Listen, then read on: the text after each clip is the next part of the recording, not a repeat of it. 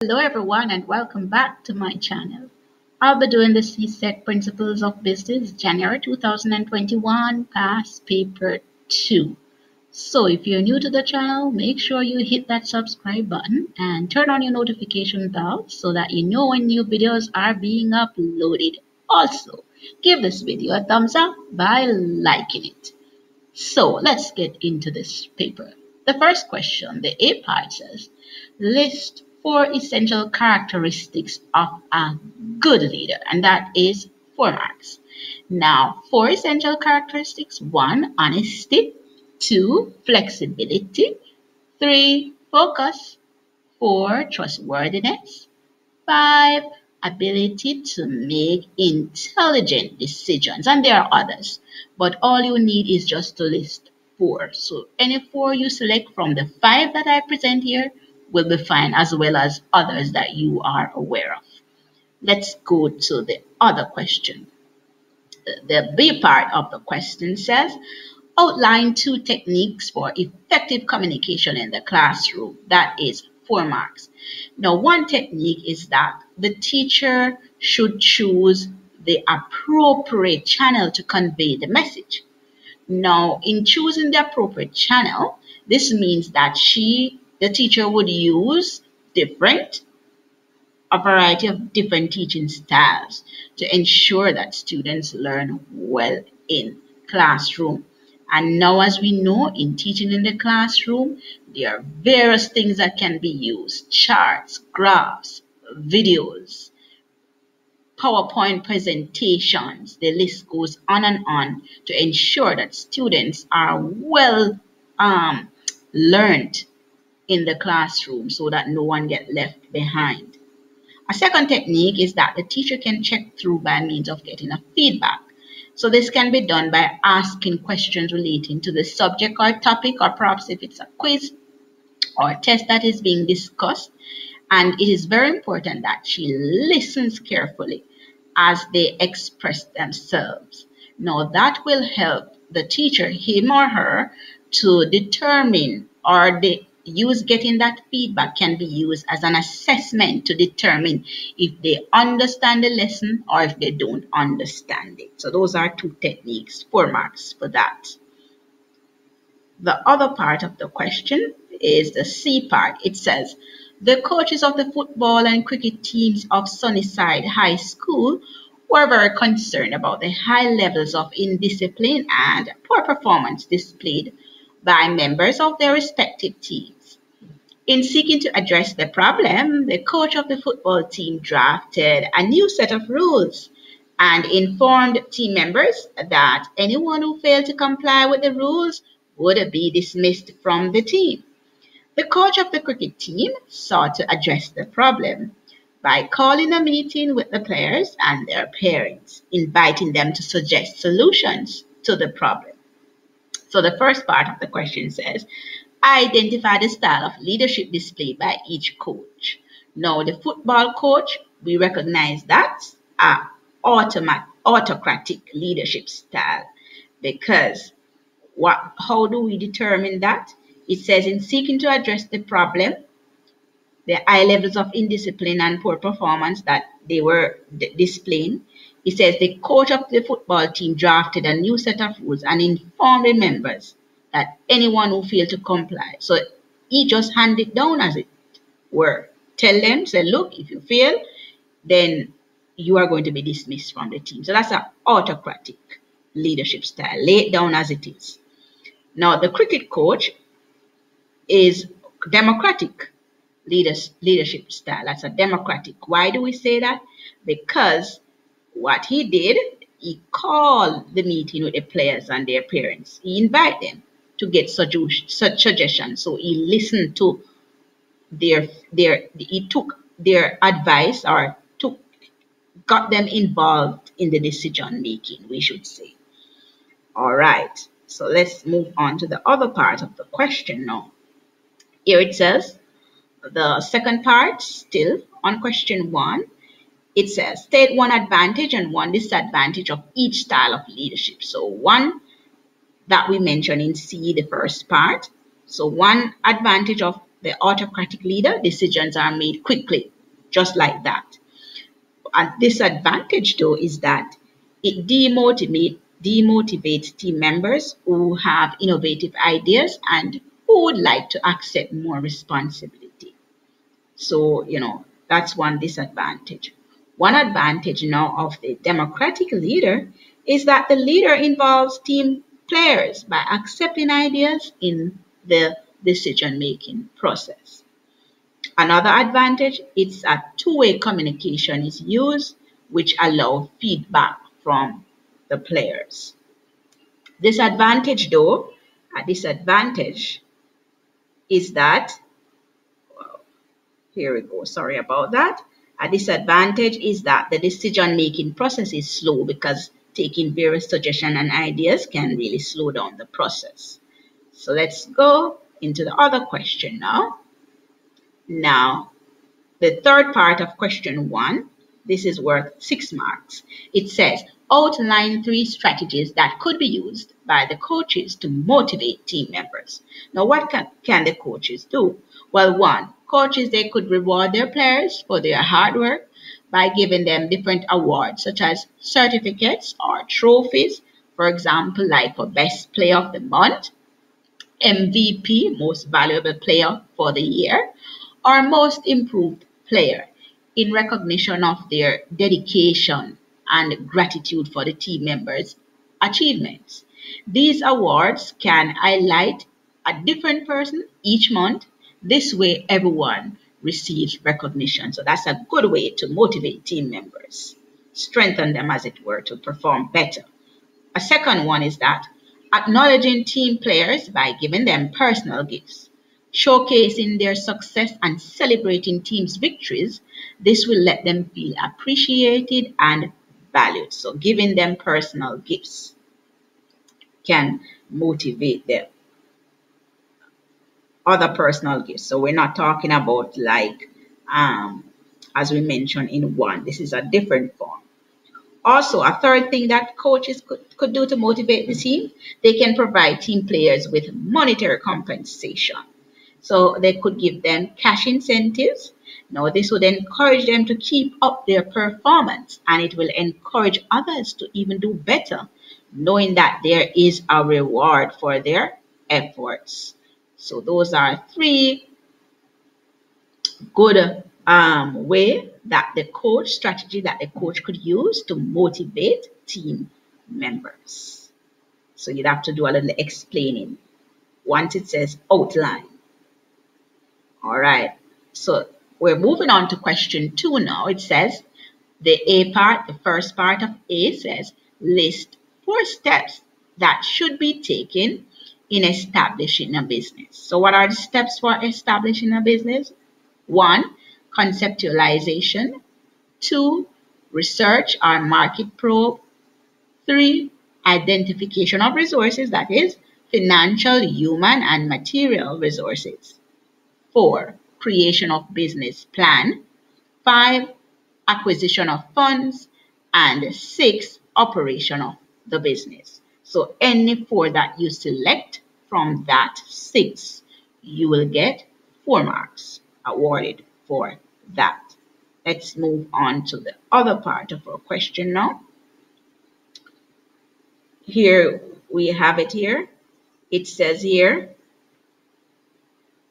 it says here, identify the 2 main sources of information necessary for conducting research into the establishment of a business, and you'll get 4 marks for that.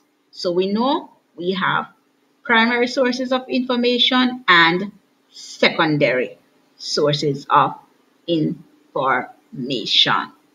So that's it for the second part of question 2A. Let's move on now to the B part of question 2. We're still on the B part. It says, state 4 reasons for preparing a business plan, and you'll get 4 marks for this. Now, 4 reasons. 1, to ensure that careful research is conducted into the feasibility of the business. 2, to attract potential investors. 3, to source financing. And 4, to guide the operations of the business when making decisions. So those are some steps that are reasons for preparing a business plan. And you'll get 4 marks for that. Let's move on now to the other part of the question. Here it says, the C part of question 2, it says outline 2 differences between short-term planning and long-term planning. 4 marks for this. Now, 1, short-term planning focuses on immediate actions or short-term concern, and its outcome is expected or show results within a year. So that's what short-term planning focuses on. Whereas long-term planning focuses on the expected outcome for the projected future and evaluates the threats of the company, for example. 2, in short-term planning, the company focuses on the prevailing situation of the business, especially in terms of internal issues. Now, some of these issues may include, for example, like lack of training, customer complaints, management changes, and so on. Whereas in long-term planning, the company focuses on both external and internal issues that might have an impact on the business. These external issues may involve things like political situation prevailing in the country, local and global economic changes, and so on. So that is 2 differences between short-term and long-term. Let's go on to question number D, 2D. It says, explain 1 benefit of collateral to the borrower and 1 benefit to the lender in the establishment of a business. 6 marks for this. So 1 benefit of collateral to the borrower and 1 to the lender. Now, 1 benefit of collateral to the borrower is that collateral guaranteed loans, they are cheaper in terms of rate of interest, since there is less risk for the financial institutions. 2, the borrower will be able to receive a secure loan because the collateral that is made available, it covers the value of the loan. For example, we know like land title or property, motor vehicle titles, titles for business, furniture, and so on. These are what a borrower can use as collateral, as a secure, to receive a secure loan. Now, let's look at the lender. So the lender, the collateral serves as a protection for a lender or the financial institution, so like the banks and so on, against a borrower's risk of default.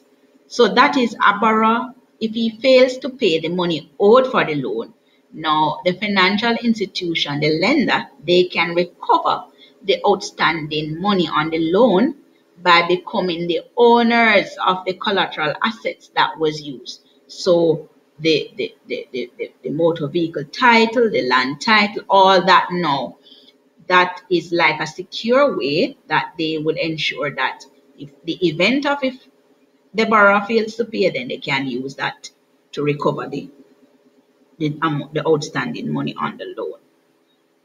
Let's go to the other part of the question now. So we're at question 3 now. Question 3, the A part, the first part.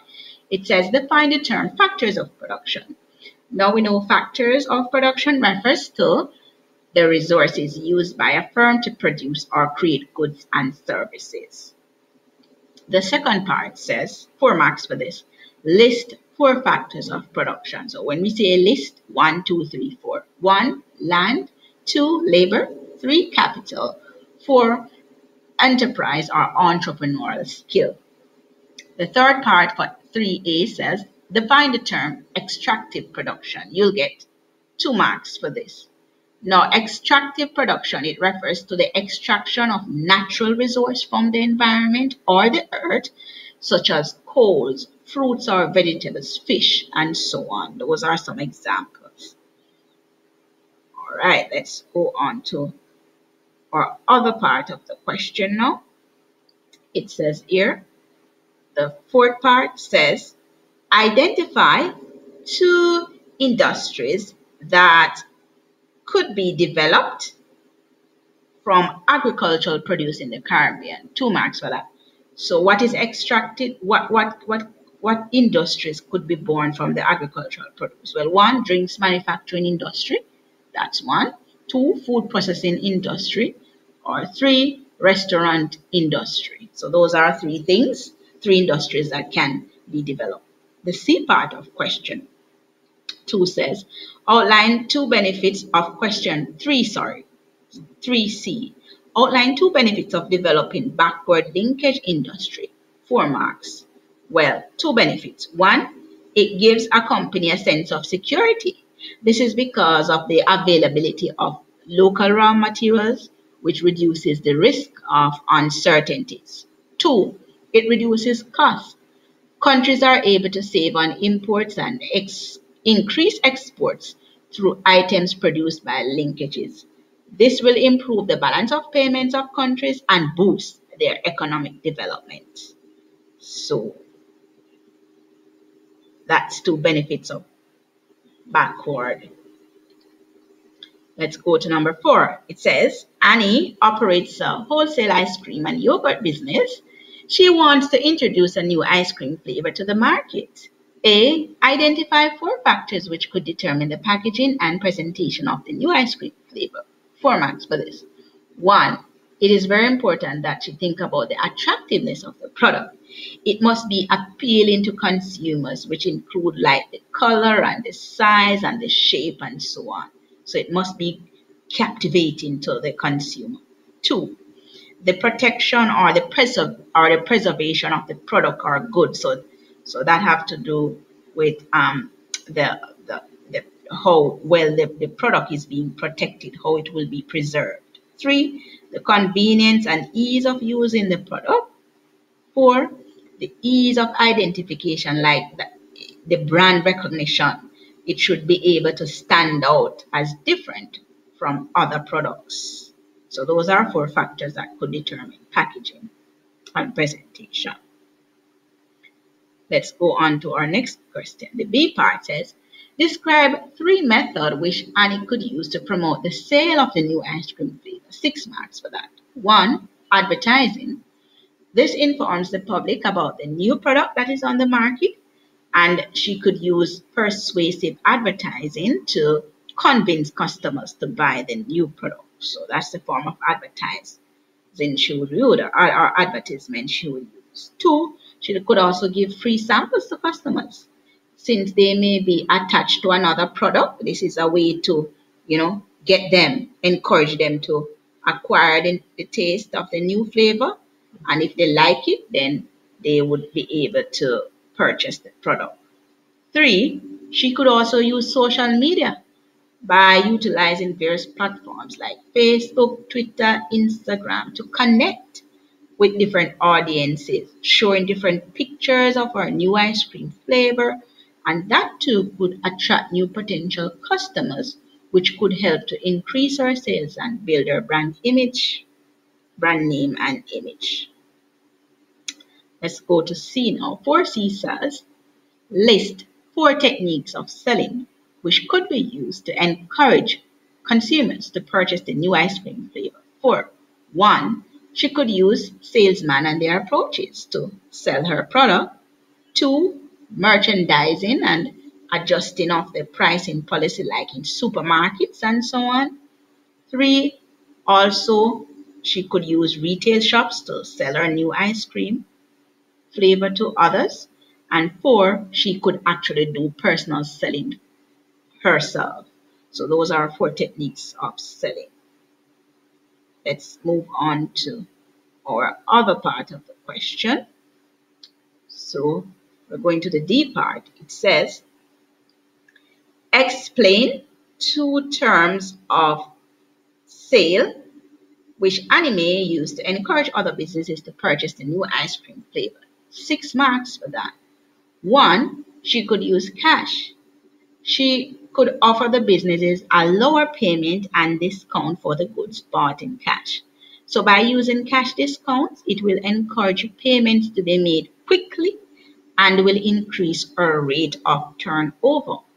Now, also the cash discount would be given if they, for example, complete payment within a specific time or date after receiving the goods, for example, within 1 month. So that's a way that, it could encourage other businesses to purchase her new flavor. 2, she could also use another term of sale, consignment. She could arrange trade with other businesses such as wholesalers and retailers who actually agrees to sell her ice cream in their store. Now, the number of ice cream that is sold, the consignee, which is the wholesaler and the retailer, they would pay Annie the agreed amount over a period of time. So whatever they agreed to sell it for, that's what they would pay. So any unsold items now, it would be returned to Annie. So only the ones that are sold, that's what they would work out with, and any unsold one now would be returned to Annie. Let's move on to question number 5. A part says, state 2 indicators of a country's standard of living. 2 marks. 1, level of consumption of goods and services. 2, average disposable income of the population. 3, level of national ownership of capital equipment. 4, access to modern technology. And 5, level of investment in research and technology. Those are some indicators. Let's move to the other question. The second part of question 5a says, state 2 indicators of a country's quality of life. 2 marks. 1, extent of security enjoyed, that is the level of crime. 2, the availability of health, educational, and recreational facilities. 3, diet and nutrition. 4, life expectancy. 5, the rate of infant mortality. And 6, access to public utilities such as electricity, potable water, and technology. All right. Let's look at the other part of our question. Here it says, this is the B part of question 5. Define each of the following terms. 1, gross domestic product. So gross domestic product, or GDP, is the total money value of all goods and services produced in a country during a 1-year period. GDP is actually an indicator of how well an economy is performing. The next one we should define is gross national product. And GNP is a more accurate measure of a country's income than its production. So 4 marks, 2 marks each. Let's go on to our other question now. 5C. Question 5C says, outline 3 ways in which a country could benefit from international trade. 6 marks, international trade. 1, one country may not be endowed with certain assets or have the natural resources such as land, labor, capital, or enterprise to produce the goods that they need. 2, a country may not be able to produce the goods and services they need in the quantities or of the quality that they require. 3, a country may not have the climate to grow certain foods and have to depend on trade to get it. For example, wheat in the United States. 4, international trade allows for foreign direct investment, allowing individuals in one country to invest money in foreign companies and other assets. So those are some benefits of international trade. So there you have it. We have come to the end of the CSEC Principles of Business, January 2021, Paper 2. Don't forget to like, share, and subscribe. Thank you so much for